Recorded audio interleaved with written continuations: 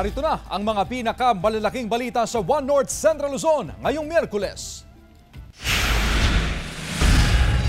Pagbangga ng motorsiklo sa kotse sa Santa Barbara, Pangasinan, nahulikam.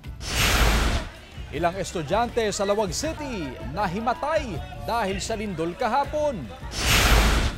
LTA sa silangan ng Luzon, bagyong Krising na. Saan-saan kaya magpapaulan? At butanding, tila nakipaglaro sa ilang mangingisda sa Pagudpud, Ilocos Norte.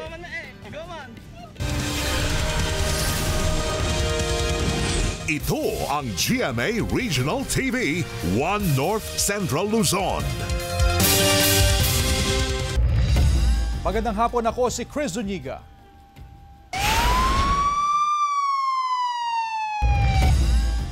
Sa kuha ng CCTV, makikita ang isang kotse na binabagtas ang kahabaan ng National Highway ng Barangay Banawang sa Santa Barbara, Pangasinan, pasado alas 7 kagabi, nang biglang sumalpok ang isang motorsiklo sa harap ng kotse.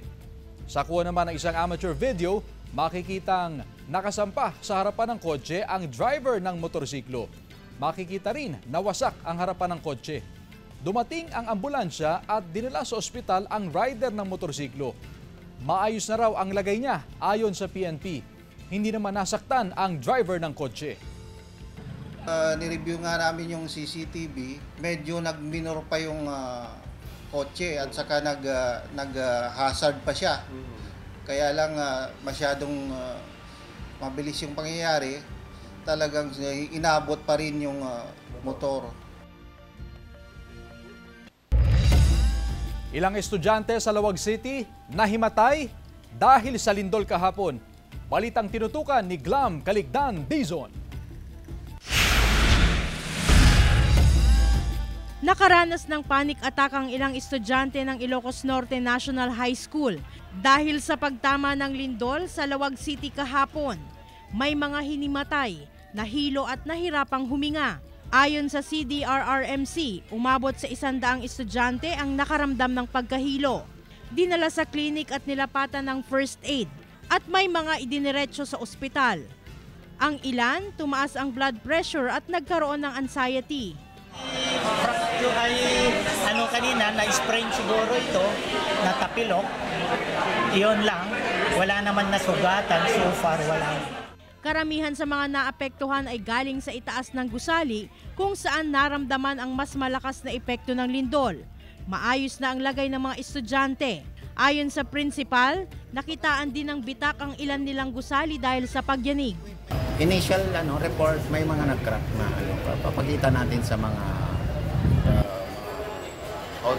person in authority to inspect. Glam Caligdan Dizon, One North Central Luzon.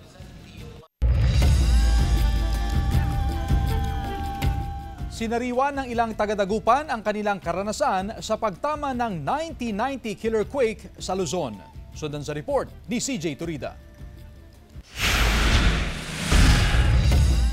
Sariwa pa sa alaala ng ilang taga-Dagupan ang tinaguriang Luzon Killer Quake noong July 16, 1990. 35 taon nang nakararaan nang yanagin ng magnitude 7.8 na lindol ang Kalakhang Luzon. 37 anyos noon ang Nooy Midyaman na si Ginoong Ike Palinar. Susundo sana siya sa kanyang mga anak sa isang paaralan sa Dagupan nang maramdaman ang malakas na pagyanig. Gumalaw yung pader, tutumba sa kotse ko, lindol na pala. Di umalis na ako sa kotse, tutumba naman yung poste. Tapos nakita ko yung kotse ko nilalamon unti-unti ng putik. Si Kagawad Rodolfo Bruno, ramdam pa rin daw ang takot sa tuwing naaalala niya ang malakas na lindol noon. 17 anyos siya noon at nagtatrabaho bilang bagger sa isang grocery store. Kikita mo yung kalsada din na talagang yung kalsada gumaganon-ganon tapos bibiyak yung kalsada and then lalabas maitim na tubig. Parang fountain na talagang kinakamada lang sa gilid yung mga tao na namatay doon sa sinihan. Wala raw silang magawa noon kundi magdasal. Ang nakalulungkot daw ay hindi nila nagawang tumulong sa mga sinawing palad dahil kinailangan din nilang iligtas ang sarili nilang buhay. Matindi rin ang naramdamang pagyanig sa Baguio. Isa sa mga survivor ng killer quake doon, ang 53 anyos na si Dr. Sandy Montano. That day, I was already under the rubble. I was pronounced dead. After a couple of days, there was this sniffing dog. And they keep on barking on that area. Okay, they found me. I was no pulse, no breathing. I was put with all those dead bodies in Burnham Park. 5th day of that night, it rained so hard. It starts my heart to beat. Nagkaroon po na ako ng heartbeat. Tumagal ng 45 segundo ang lindol. Daan-daang katao ang namatay at nasugatan. Libo-libong mga bahay ang nasira. At matapos ang mahigit 3 dekada, ano nga ba ang iniwang aral ng sakuna? Ayon sa Office of Civil Defense, mas lalo pa nilang pinaigting ang mga paghahanda laban sa sakuna. Kabilang na riyan ang regular na pagsasagawa ng earthquake drill upang mabigyan ng kaalaman sa kaligtasan ang mga mamamayan. Ine-enhance po yung preparedness po ng atin pong mga kababayan, especially po sa mga paaralan, sa mga establishments po, na kung saan po madalas nandun po tayo ng mga kababayan po. Kasama si Jing Dakanay, CJ Torida, One North Central Luzon. Samantala, atin namang alamin ang presyo ng iba't ibang karne sa Mangaldan Public Market. May live report doon si Jasmine Gabriel Galban. Jasmine? Chris, tuloy-tuloy ang monitoring ng Agriculture Office sa presyo at supply ng ibinibentang karne sa mga pamilihan sa probinsya ng Pangasinan. Dito sa Mangaldan Public Market ay ilang araw nang bahagyang bumaba ang presyo ng karne ng baboy mula doon sa 400 per kilo. Noong nakaraang mga linggo, Chris, ay nasa 370 hanggang 390 ang per kilo ngayon ng karne ng baboy dito nga sa Mangaldan Public Market. Para naman doon sa presyo ng karne ng manok ay medyo malaki yung ibinaba niya na mula sa 270 before, ngayon ay nasa 240 hanggang 250 pesos per kilo. Ang presyo naman sa karne ng baka, Chris, ay walang paggalaw na nasa 400 hanggang 420 pesos ang per kilo. Ayon sa mga negosyante, Chris, ang pinaka-concern nila sa ngayon ay ang mababang kita o mababang bentahan araw-araw. Actually, yung mababang demand ang dahilan kung bakit bahagyaring bumaba yung presyo ng karne ng baboy at ng karne ng manok. Samantala, Chris, merong mga nakapaskil na price list dito nga sa wet market, partikular dito nga sa may bentahan ng karne ng baboy at ng manok na magsisilbing guide ng mga consumer para matiyak nila na yun yung mga presyo na ipinapatupad ngayon ng mga negosyante dito nga sa Mangaldan Public Market. Chris? Maraming salamat, Jasmine Gabriel Galban. Nasabat ng mga otoridad at kawani ng Ilocos Sur Animal Quarantine ang isang beef van truck na naglalaman ng 600 kilos ng iba't ibang processed meat. Ayon sa pulisya, palsipikado ang shipping permit ng mga ibinyahing iba't ibang processed meat na nagkakahalaga ng 200,000 pesos. Maharap sa kaukulang kaso ang 2 pahinante at driver ng truck dahil sa paglabag sa Provincial Ordinance No. 15-06 Series of 2015 o ang Animal Quarantine Ordinance. Wala pang pahayag ang mga naaresto.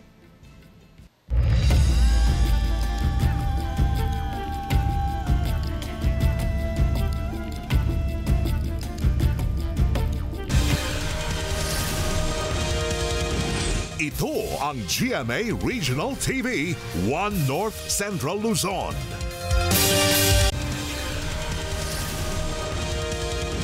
Ito ang GMA Regional TV, One North Central Luzon.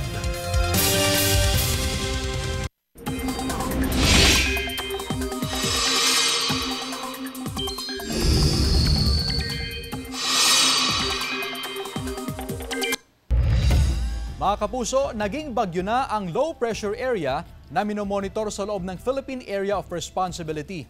Base sa 11 AM Bulletin ng Pag-asa, huling namataan ang sentro ng Bagyong Krising sa layong 725 kilometers silangan ng Virac, Catanduanes.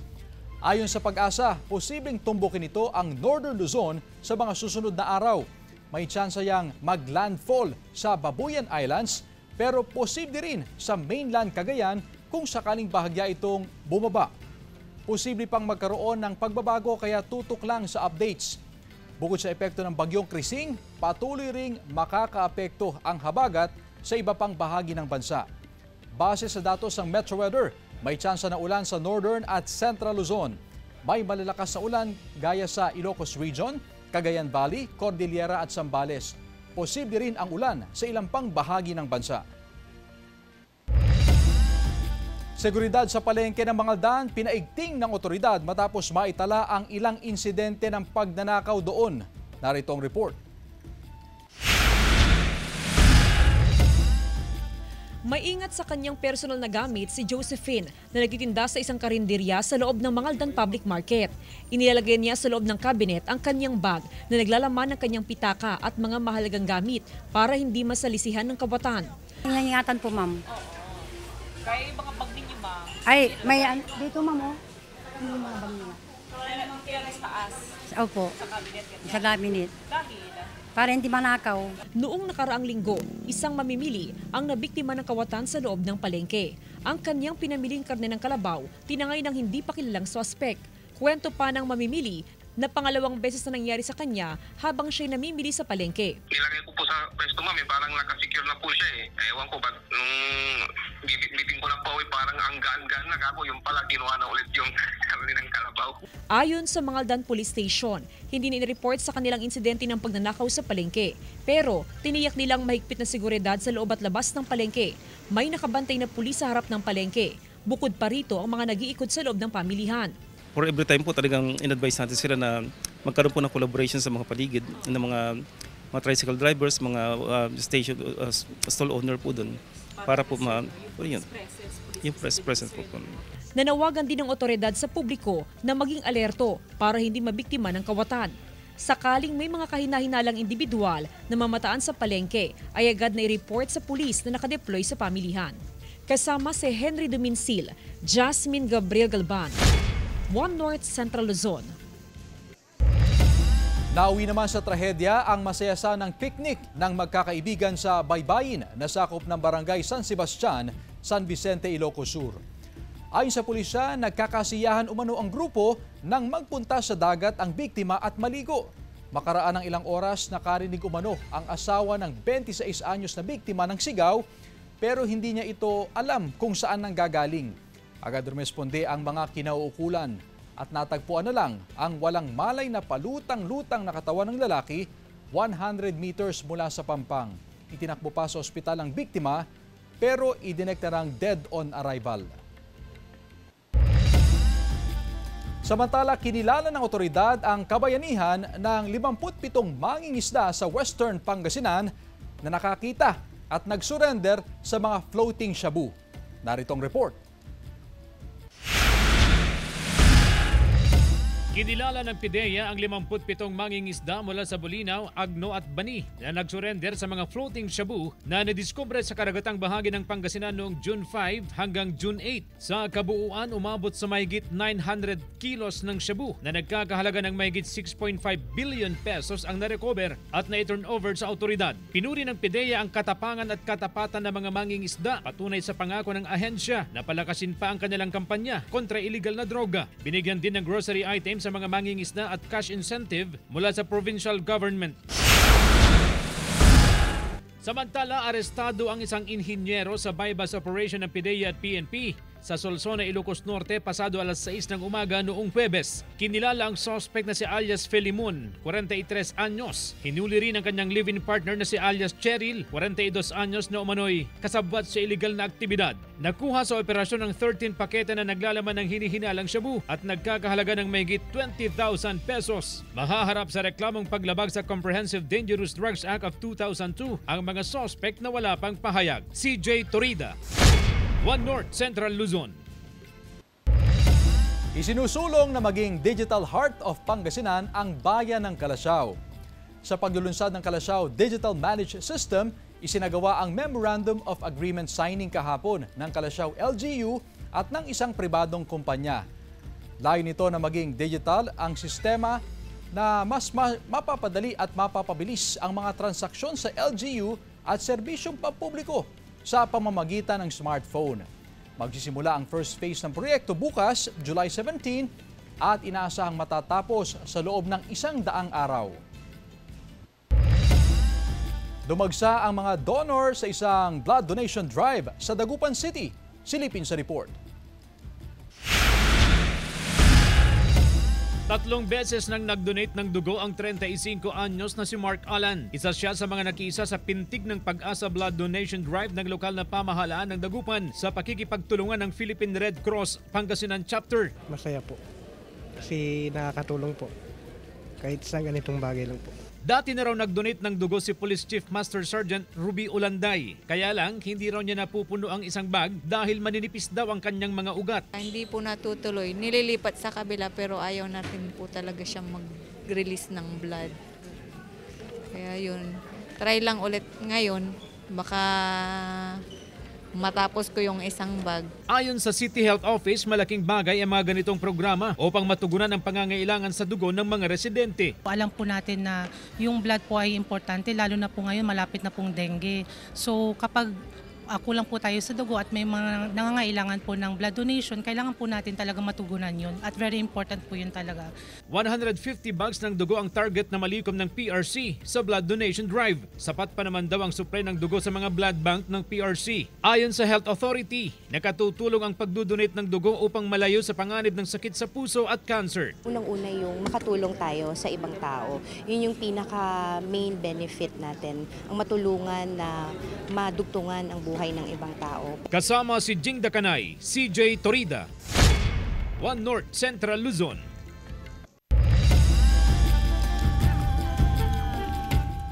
Avisala, nakalaya na si Tera Bianca Umali dahil sa pagtutulungan ng kanyang mga kapitbahay na magbayad ng piyansa. Naandak na rin ang kanyang kapangyarihan. Yan ay ang abilidad na makipag-usap sa mga hayop. Mamayang gabi, ano-ano pa nga bang kapangyarihan ang taglay ni Tera? At anong mga nakakagulat na revelasyon kaya ang malalaman ng mga sangre?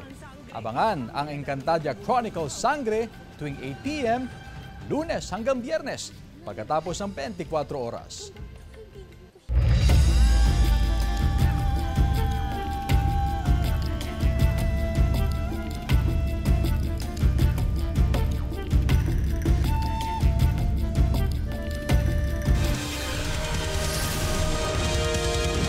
Ito ang GMA Regional TV, One North Central Luzon.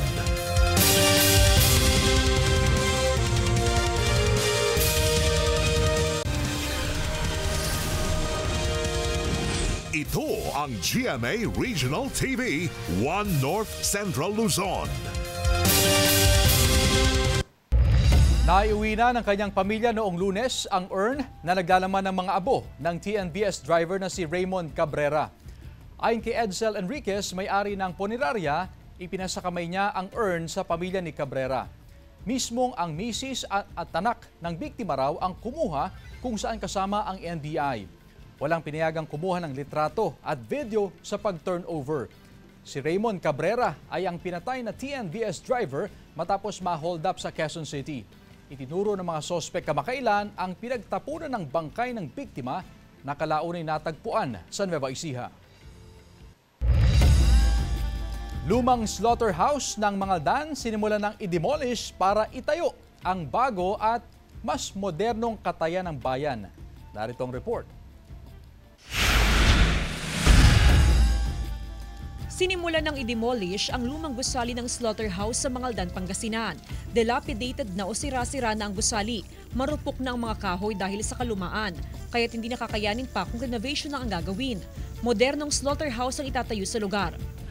Maganda na po para magandang tignan po yung kapaligiran. Oo, maganda. Malinis tignan. Mas minabuti na habang mayroon po tayong bago rin pong area na pinagkakatayan, we might as well utilize it in full yung ating old abattoir, yung katayan dyan, para po magamit ng buong buo ang ating slaughterhouse. Plano rin ng lokal na pamahalaan na ma-upgrade ito sa AAA abattoir.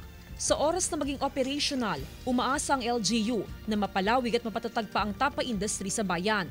Dito kinakatay ang ating mga local butchers, yung mga karne natin coming from Mangaldan. So talagang dito nag-i-invest ang ating LGU for the improvement. Bagamat under construction ang lumang slaughterhouse, wala naman daw nagiging problema sa operasyon sa pagkakatay ng karne sa bayan.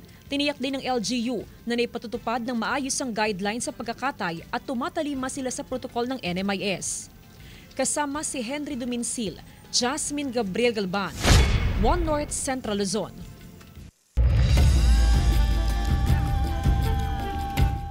MRF ng Barangay Tapuac, Dagupan City, ibinalik sa dating lugar na malapit sa kabahayan. Ang detalye sa report. Muling ibinalik ang Material Recovery Facility ng Barangay Tapuac, Dagupan City sa dati nitong pwesto sa bahagi ng Amado. Maayos na sinasalansan ang mga basura rito. Tinitiyak ng mga garbage collector na hindi ito maka-aapekto sa mga residente. Malapit kasi sa mga kabahayan at establishmento ang MRF. Basta ilagay lang sa mabuting plastic, sir. Itali mabuti para hindi yung amin yan, hindi susumingaw. Umaabot sa 10 tonelada ng basura ang nahahakot at dinadala sa MRF araw-araw. Kapag napupuno na ang MRF, dinadala na ang mga basura sa Urdaneta City. 60 tonelada ng basura ang dinadala sa waste facility roon sa loob ng isang linggo. Maganda naman yung kanila, malinis. Wala naman problema, hindi mababaho. Nilinaw ng barangay chairman na temporaryo lang ang pagtatapon ng basura roon. Ibabalik din sa dating pinaglipatan ang MRF sa oras na matapos ang ginagawang proyekto. Pansamantala lang yan, siguro mga 2 months lang. Kasi nga sa kadahilanan na yung kalsada at saka drainage mapunta doon sa pinaglagyan natin, pinaglipatan natin ay ongoing yung construction. Plano rin ng Barangay Council na maglagay ng mga CCTV camera sa mga looban ng barangay upang magkaroon ng disiplina ang mga nagtatapon ng basura. Yan, at least kapag may CCTV, pwede nating tignan kung sino yung mga irresponsible na constituents natin na nagtatapon ng basura na hindi na segregate. Kasama si Jing Dakanay, CJ Torida, One North Central Luzon.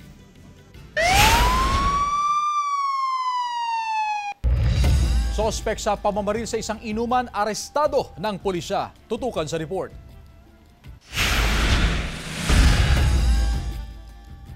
Sa loob lamang ng ilang minuto matapos ang krimen, natuntun at naaresto ang isang lalaking sospek sa pamamaril sa Barangay Tibag, lungsod ng Baliwag, Bulacan. Ayon sa Baliwag City Police Station, nagyari ang pamamaril sa isang inuman noong gabi ng July 12 kung saan nagkaroon ng mainitang pagtatalo ang ilang lalaki.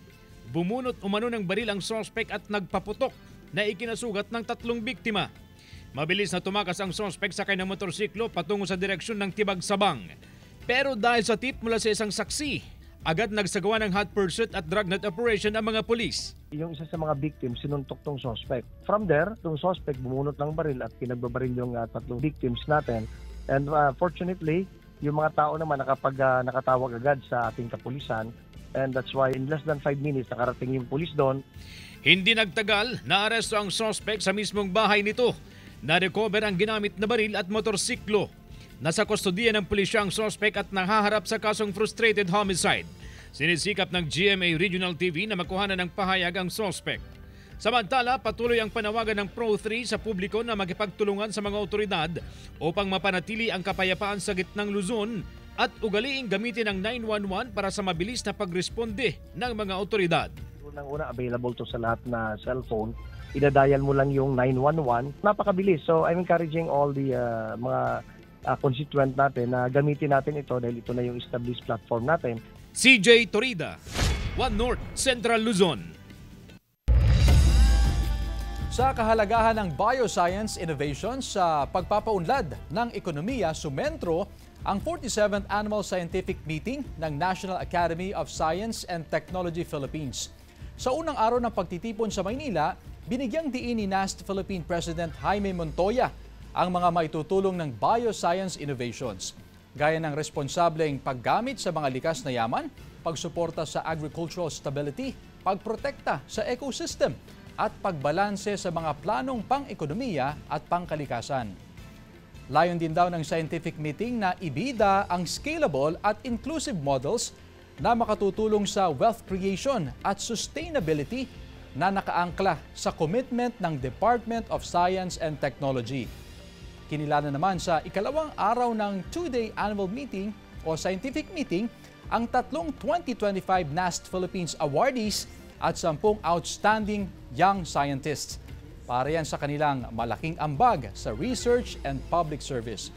Dumalo sa pagtitipon ang ilang opisyal ng pamahalaan, gayon din ang mga representative mula sa iba't ibang embahada, pribadong sektor at mga eksperto sa agham.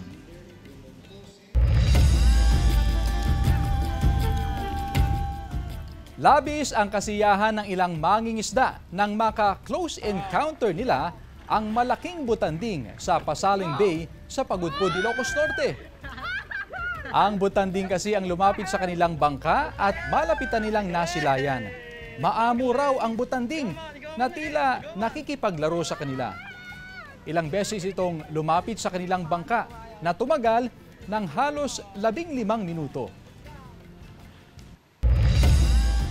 Samantala, mapapanood niyo po ang episode na ito at iba pang pinakahuling lokal na balita sa official website ng GMA Regional TV, www.gmaregionaltv.com.